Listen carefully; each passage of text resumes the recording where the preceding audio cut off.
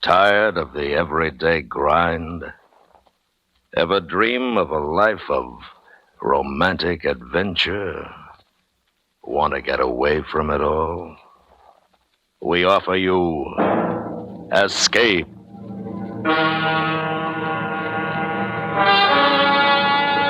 Escape, designed to free you from the four walls of today for a half hour of high adventure.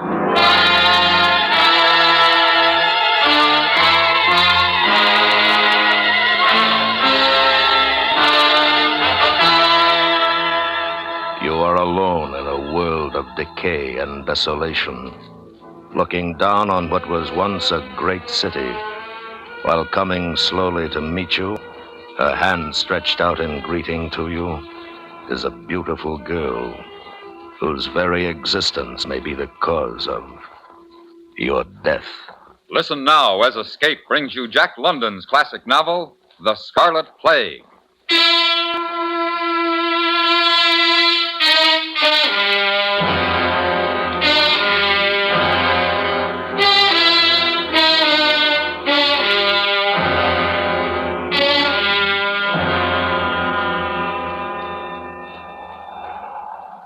I am recording this only for myself, for my own sanity.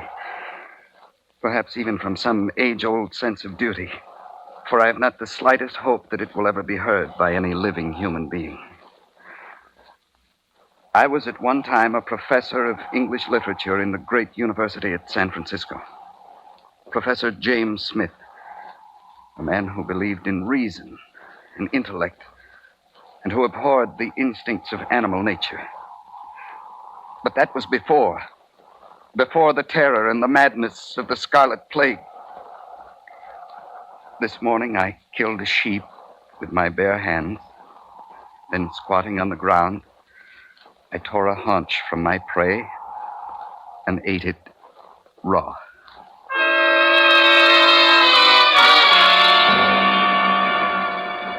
It began simply on a Monday morning, as I recall. I was having breakfast at the counter in the campus cafeteria with Bill Dombey of the physiology department. He was glancing over the front page of the morning paper. I don't know why I do it, Jim. Do what? Buy a paper every morning. Nothing changes but the date. Senator so-and-so back in Washington after whirlwind tour. Love nest killing in Omaha. New bomb tested into a talk scheduled for the... What's that item down at the bottom? Where? Down the corner. New York fights Scarlet Plague. Some news reporter's pipe dream, I suppose. 9 persons have died since last evening of a strange malady which has left doctors at Manhattan hospitals admittedly baffled. The disease, if it is a disease, strikes without warning and slays its victim in less than an hour. Apparently, the first symptoms are a feeling of well-being and lightheadedness, accompanied by a slight rise in temperature. A few minutes later, a fiery red rash appears on the hands and face and spreads rapidly over the entire body. Within 10 to 30 minutes, the victim goes into coma and dies. Ridiculous. There's no disease that acts like that. It's food poisoning, something of that sort. Please, Bill, I'm eating. Medical authorities are unanimously agreed, however, that no general danger exists and that there is no cause for public concern or alarm, which is double talk, for we don't know what it is yet. What about a mutation? Mutation of what? Well, how do I know? You're the physiologist. Oh, you're talking about those scare stories, I suppose. Harmless virus or bacteria mutates and throws down some new deadly type. Antibiotics won't touch it. Medical science helpless. 1 million people wiped out overnight. It's a possibility, isn't it? Oh, Jim, bacteria strains are always mutating. And usually the mutation is less harmful than the parent. That idea's been overworked for years. Pass the cream, please. Oh. Bill? Is it a possibility or not? Yes, it's a possibility.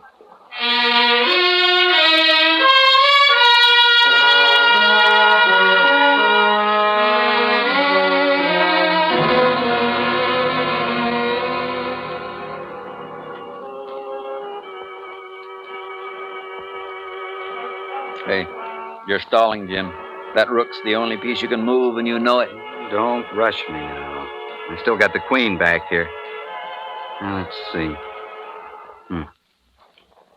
And here is the latest development on the Scarlet Plague. No, the Scarlet The following Plague. statement was released a few minutes ago I wouldn't by move the there if I director were of you. the Bureau of Public Health. Up to this hour, the official death toll in Greater New York is 321 persons. In Boston, 94. Washington, D.C., 111. Chicago, 181. Medical Spreading men like throughout the wildfire. nation are working around the clock. It is expected momentarily that the causative agent of the disease will be isolated and an effective treatment prescribed. Meanwhile, stay home and stay calm. We return you now to dance time. Turn it off, Jim. How can it spread so fast? It's hard to tell, not knowing the period of incubation, whether it's airborne, contagious by contact, how long it's contagious before the symptoms show up, not even knowing what it is, in fact. One thing sure, though, something's got to be done fast. I guess we can call ourselves lucky out here. There hasn't been a case reported in San Francisco. No, not yet.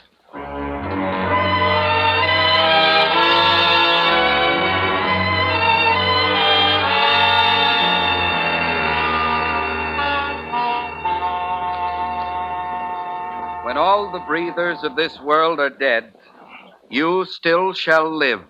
Such virtue hath my pen, where breath most breathes, even in the mouths of men.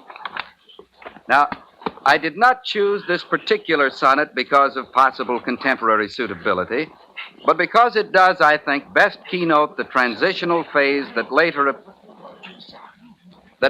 appears in the philosophies and the poetic... Is something wrong back there? Mrs. Smith! Yes, what's the trouble, Miss Baxter? Look, please! It's the Scarlet Plague! Oh, now wait! Morley, Everett, wait and give me a hand here.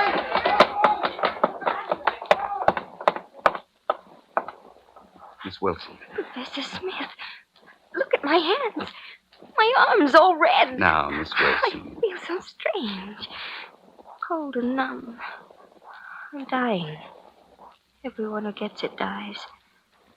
I'm only 19 and I'm dying. There.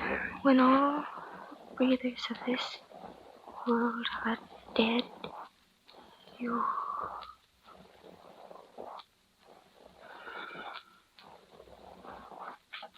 Now it's in San Francisco.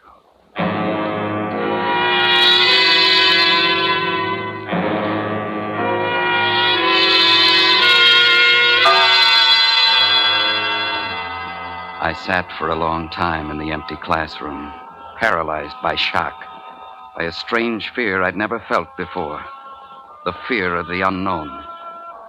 The girl had walked into my class smiling and talking, and now she lay dead at the back of the room. Why? How could it happen so suddenly? What had caused the plague? Where had the terror started? And where would it end? I went to the faculty club. Bill Dombey was listening to the latest reports. Latest reports from around the nation include the following figures. Greater New York, estimated 184,000 deaths. Philadelphia, estimated 150,000 deaths. St. Louis, estimated 83,000 deaths. Chicago, one moment, please. A bulletin has just been handed to me from London. The Scarlet Plague is raging in Europe. Unofficial reports from Russia estimate the death toll in Moscow at 180,000, with additional millions dead and dying throughout the Soviet Union and China. New bulletins will be broadcast whenever they are received for as long as our facilities last. And we... No word of any cure yet? Jim, I didn't hear you come in. I just walked across the campus. It's completely deserted. Yes. Guess the faculty club here is the only holdout. And at that, there are only four. Four? Counting you. Myra Blake of Graphic Arts. She went over to her room to pack some keepsakes. She'll be back. Dr. Barnes is out in the kitchen trying to rustle up something to drink. Bill, that girl who died in my class a while ago, 1 minute she was all right, and a minute later she was dead. Well, it's fast. That's one thing. Can you get it from contact? I lifted her head. I put some books under it. Nobody knows how you get it. I don't suppose contact matters much. It couldn't be all contact. Not millions of cases in less than 48 hours. Well, why can't they find a cure? They've had 2 days now. What are they all doing? Dying, Jim, like everybody else. Dombey, Smith. Oh, Dr. Barnes? Here. Maybe this will help. Scotch. Why not? There's a whole case of it out there. I think it might be a good idea to keep that radio on. Yes, you're probably right, Dr. Barnes. Technicians, engineers, they've died by thousands all over the country. How much longer can services like radio, telephones, Issued a few transportation... minutes ago. All conveyances, regardless of ownership or occupancy, are being stopped and turned back at Army control points. Stay where you are. Do not attempt to travel. You are no safer in one place than in another. The plague is everywhere. Repeat, the plague It won't is stop, everywhere. no, they'll still try to The run. statement Yes, also reiterates anywhere, the just as earlier long claim as that it's the somewhere Army else. has not mutinied. Repeat, the Army has not mutinied. It must be getting Statement rough was signed out by there. Edmund C. Dover, Senate member and acting President of the United States, and by the Joint Chiefs of Staff. In a bulletin just handed to me, Johns Hopkins regretfully states that Dr. Theodore von Zwickler, who had earlier announced partial success in identifying the causative agent of the plague, has just died. Though Dr. Zwickler left no notes on his work, hospital personnel continued to... What happened to the lights? Power failure, I guess. It was bound to happen sooner or later. There's a flashlight in that desk drawer. I got it. There's a portable radio with batteries in the game room. Oh, let's leave it for the moment, Dr. Barnes. Yes, the liquor sounds better than the news. Well, in that case, wonder what's keeping Miss Blake. She was coming right back. Hey, wait a minute. Where's that light coming from? It's like a fire. Maybe we can see from the windows. Not one fire, 1,000 fires. Down there, toward the bay. Berkeley, Oakland, and over in the city. Why? What started them? Oh, but... Can't you hear why, Jim? Gunfire. Yes, they're not waiting for the plague to do the job. No. They're already out in force. The looters, the maimers, the robbers, people with a hate and a grievance. If it started already, it'll get a lot worse. Oh, yes. It'll get worse.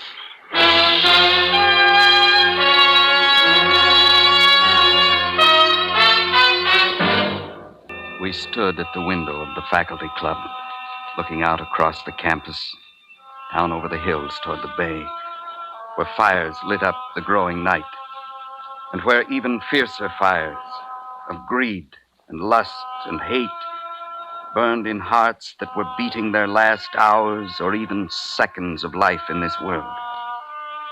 For a world was dying at our feet, and though we had so far been spared, we knew we too were dying with it. Contact is still being maintained with Buenos Aires, and since London Overseas went silent a few minutes ago, this is now our only contact outside continental North America. It makes you know you're We alone. are at present able Really to maintain alone. Yes, it contact with does. only two stations in this country, Washington and Chicago. The West Coast has been silent for some 30 minutes, and we do not know whether we are being heard there at this time. Oh, this is unbelievable. At A the moment, crazy we are waiting dream. for word It from can't Washington be happening. naming the new president of the United States to replace Edmund C. Dover, who died on the Senate platform while attempting to conduct... Yeah. What's the use? Well, are we still agreed on leaving? We must. If by some miracle we do survive, we'll be out of food here in 3 days.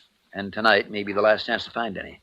They're probably looting every store in the Bay Area. Grocery stores, liquor stores, jewelers, fur shops. More the reason to get started now, then. Right. If we can make 3 or 4 trips with the station wagon tonight, we ought to be set here for quite a while. What about those pistols, Dr. Barnes? You said there were a couple in the safe. Yes, I'll get them. It's funny how things are changing. He was chancellor of this university. Now he's foraging for food. Yes, well, I'll gas up the station wagon and get it over here so we can... Is anybody here? Well, Jim, turn that flashlight on the door.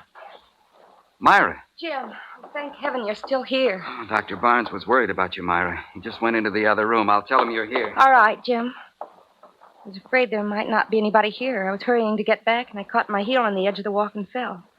I think I hit my head. Tripped and fell, the whole world dying, and you trip and fall. I guess it is funny. Myra? Bill. What is it? What's wrong? Dr. Barnes is lying just outside. Dead. Plague? Yes. But he got the pistols. Thanks. Do you know how to use one of these, Jim? In a general way. Well, we'd better get started, Bill.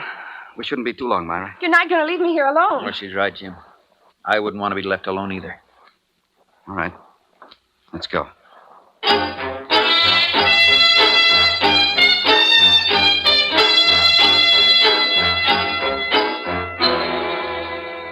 We tried the Oakland docks first, the big food warehouses along the railroad tracks. It was a dead end. From a mile away, we could see the blaze towering into the night sky. The whole dock area was in flames. We swung the station wagon back onto the ramp and headed across the Bay Bridge toward the city itself, fighting our way in and out of the jumbled traffic and the terrified crowds on foot, turning and twisting among the dead and dying. We'd better go back, Bill. This is getting worse every block. Yeah, I know. I'm trying to get a chance to turn around. There's an alley there by the hotel. Maybe you can edge in there. It's worth a try anyway. Look out, Bill! Hey, watch who you're bumping into. Sorry? I ain't taking a pushing around from nobody. Not anymore, you understand? I told That's you on I account of what I got. You take a look at a 45, wise guy. Careful, Bill. He's drunk. Look close, and you can see the bullet coming out. Watch now. I bet he saw it all right. I bet he got a real good look. He's crazy, Myra. Come on, hurry. We've got to get out of here. What about the other men? We'll leave the car. Come on, out this side. This way, Myra. The hotel entrance. Out of the way. One side. Step aside. All right, come on.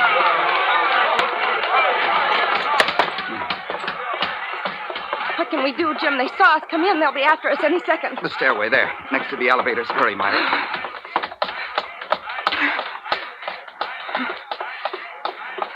Maybe we can find a room, someplace to hide in case they come up the stairs. Try that one, Jim. All right. Full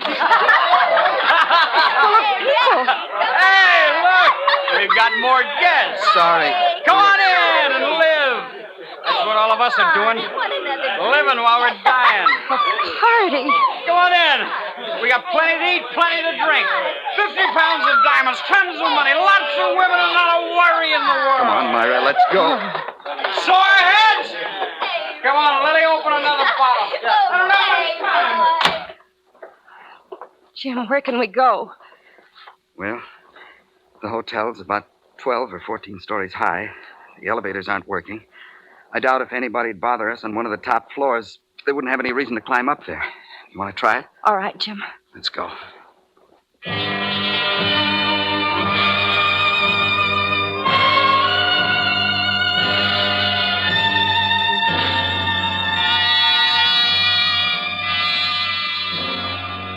For 5 days, we stayed on the top floor of the hotel, and no one came up to bother us. Twice, with pistol in hand, I left Myra in the room and slipped down into the streets to forage for food and supplies.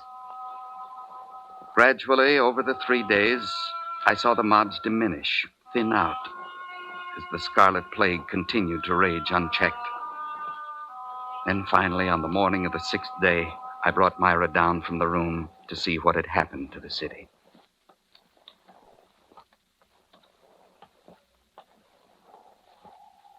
There's not a person in sight, Jim. No one but us. Not another living soul as far as you can see. Listen. There's not a sound. A dead world. But there must be others, Jim. Not just us. They're hiding. We'll take a car and drive and look for them. There must be others. But she was wrong. We drove for 100 miles, all over the city and the countryside around it. And when we finally stopped on a hill above the bay, we knew that there was not another living soul in the whole city. We were the only human beings left alive in San Francisco, and most likely the only ones in the entire world. But why, Jim? Why us and no one else? I don't know why. I don't know why any of this. It's just too vast to begin to comprehend. But we're alive. That's the only thing that's certain. We're both alive. To be alone, to be the only living human in the world, would mean terror. Absolute terror and insanity. I feel guilty somehow. being alive when everyone else is dead. There can't be any guilt when you don't have a choice. It was nothing we did. And besides, Myra, don't you see what it means? Since we've been spared, mankind itself has been spared, and civilization. We'll have children. We'll teach them. See that they remember and pass on the greatness of the past. Yes. Oh, yes. Together. Together we can do it. We can give mankind another chance. You and I, Myra. We can keep it from being lost forever. Together, everything is different. There's a new hope, something to live for and work for. And we... What's wrong, Jim? Myra, What? your face. It's turning scarlet.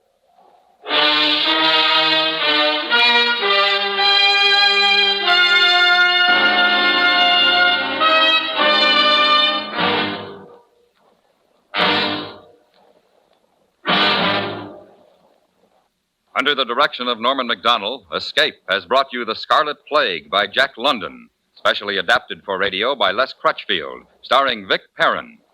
Featured in the cast were Parley Bear, Virginia Gregg, and John Daner, with Eleanor Tannen, John Larch, Barney Phillips, and Sam Edwards. Your announcer, George Walsh. The special music for Escape is composed and conducted by Leith Stephen.